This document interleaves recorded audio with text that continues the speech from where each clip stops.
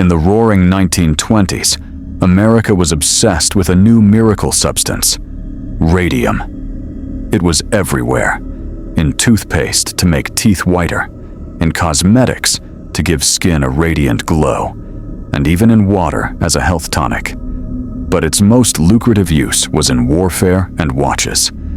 In factories across New Jersey and Illinois, hundreds of young working-class women were hired for the delicate task of painting watch dials with undark, a radium-based paint that allowed soldiers to read their watches in the trenches. It was considered a glamorous job, where the pay was high and the work was light, and the women were told explicitly that the substance was perfectly safe. The girls were taught a specific technique to keep their brush tips fine enough for the tiny numbers called lip dip paint.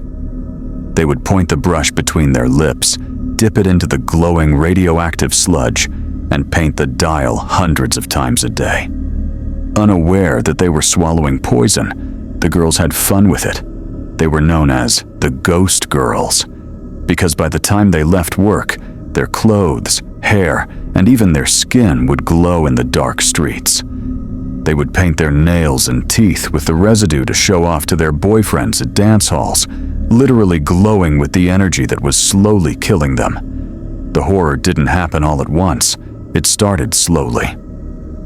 In the early 1920s, a worker named Molly Maggia went to the dentist for a toothache. But when the dentist pulled the tooth, a piece of her jaw came out with it. Soon, her gums turned into painful, pus-filled ulcers, and her jawbone became so brittle that her doctor removed it simply by lifting it out of her mouth. She died of a massive hemorrhage, but the company, United States Radium Corporation, covered it up by claiming she died of syphilis, a strategic lie to ruin her reputation and silence the other sick girls. They knew the radium was dangerous. The male scientists in the labs wore lead aprons and used tongs, but the girls were given nothing. As more women began to disintegrate, suffering from honeycombed bones and sarcomas, they decided to fight back. Led by Grace Fryer, they struggled to find a lawyer who would take on a powerful corporation, and when they finally went to court in 1928, they were so ill they couldn't even raise their hands to take the oath. They were dubbed the Legion of the Living Dead by the press.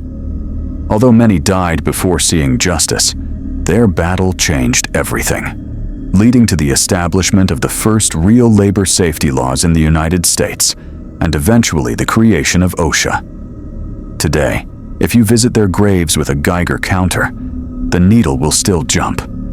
More than 80 years later, the Radium Girls are still glowing,